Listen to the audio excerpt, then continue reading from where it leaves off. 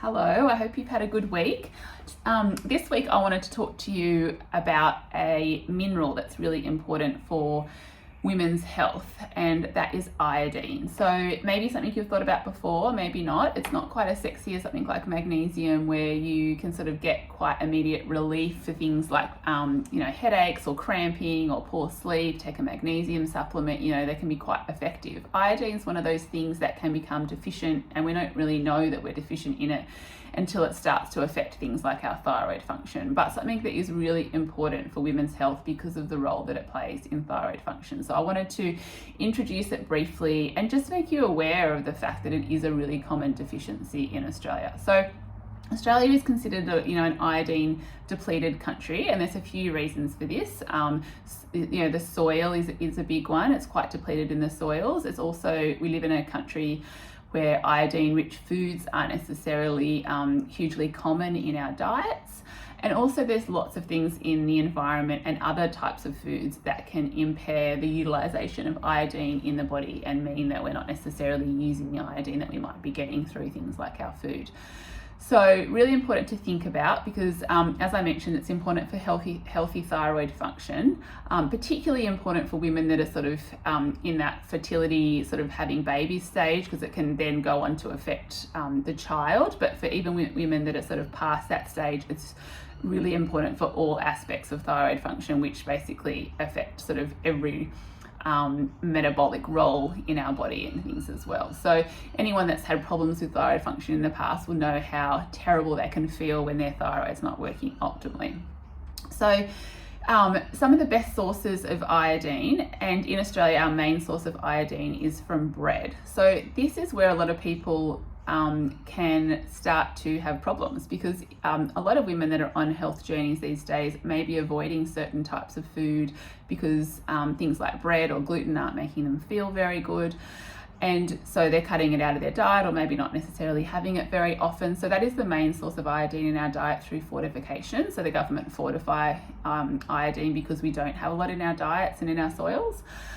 So if you're not eating a lot of, and it's commercially sort of made bread, if you're buying like a artisan sort of organic bread, like an organic brand bread or a sourdough, they're not required to have iodine fortified in them. So a lot of those don't have it. So if you're using one of sort of those types of bread, you might not be getting iodine from your bread. The other big sources are seafood. So even though we might eat little bits of seafood, and we do think of Australia as being a population that may eat a lot of seafood because most of us sort of live around the edge near water, we actually don't eat that much seafood, and you really need it at sort of 2 to 3 times a week minimally to sort of get enough iodine through seafood if you're not having it from bread as well. So the best sources of seafood are things like oysters. So if you're having them at a restaurant, you're getting a really good source of iodine, but aren't necessarily having those every day. You've got things like sushi, of course, because you're getting it from the seaweed, so that can be a really good source of iodine. But again, you might not necessarily be having it every day, and some commercial sushis are not necessarily the best option to have every day anyway, so maybe not one that we want to be our primary source of iodine. And then things like canned salmon can be a really good source, and then you're getting a little bit from dairy products. So it makes you realize that if you are doing like a gluten dairy-free diet and you don't eat a lot of seaweed, that maybe you're not getting a lot of iodine at all in your diet. So we need as women about 150 micrograms a day. So you'll get sort of close to that from 6 oysters if you're having that when you're out. But this is a per day sort of recommended amount. So a can of like 100-gram can of salmon will give you about 60 micrograms, a sushi roll about 90 or so, and then you'll get about 40 or so, I think, from sort of a couple of slices of bread. So if you're having that a few times a day, that's where most people's source comes from, especially kids or the elderly and things as well.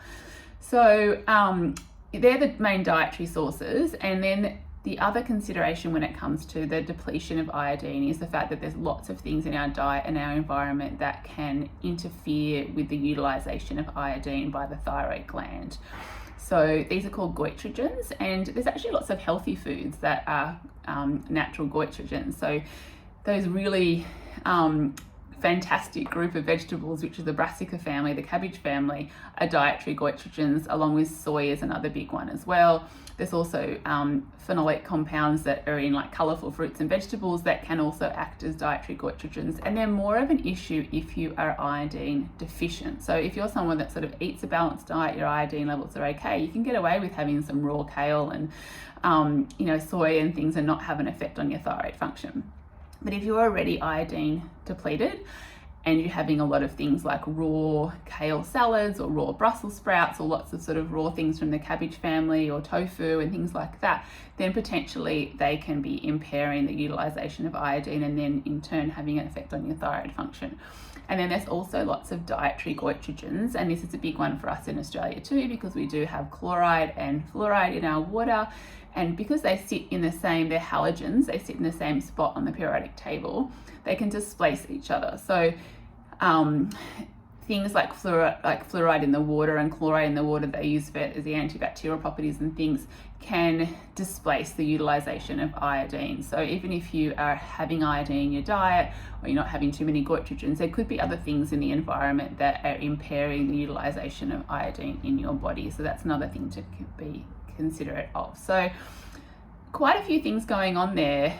And iodine intake and those goitrogens and the environmental concerns are definitely a larger, bigger picture sort of public health concern, but you don't really hear about it very much in sort of mainstream media. So I know it can kind of open a bit of can of worms for some people. So definitely not something to sort of lose sleep over necessarily, but it's important to be aware of and just make sure that you are getting those dietary sources. So if you aren't having things like bread, just thinking about where you are getting your iodine. Are you sprinkling a little bit of seaweed on your vegetables or in some cooking? Are you having good sources of seafood like canned salmon? And you don't necessarily want to go out and just take like an iodine supplement unless you've had your iodine levels tested, because you can potentially too much of a good thing with iodine. So just as much as we need iodine, if you're having too much of it, it can have the same effect, that detrimental effect on thyroid function. So you may remember, the sort of bonsai scandal years back where people were having huge amounts of iodine in their diet from bonsai milk. So if you're having too much of it, it can have a problem. And if you think about the fact of the average Australian diet of lots of bread and lots of sushi, there are potentially people out there that are having too much iodine as well. So that's definitely something to think about. But from a supplemental point of view, you may find that if you're not having any of those dietary things, or if you have some special considerations from a health or environmental perspective with your job, that you might need some supplemental iodine. But it's always a good idea to get it tested too. So just avoid those sort of off-the-counter supplements that contain iodine, like things that are often sold for like hair loss or hair, skin and nails and those types of things, unless you know where your iodine levels are at. Okay, so hopefully you found that helpful. That one went for a little bit longer, but an important topic. And if you need any further assistance in terms of that type of thing, then definitely get in touch. But something to think about. So have a good week, and I'll talk to you next week. Bye.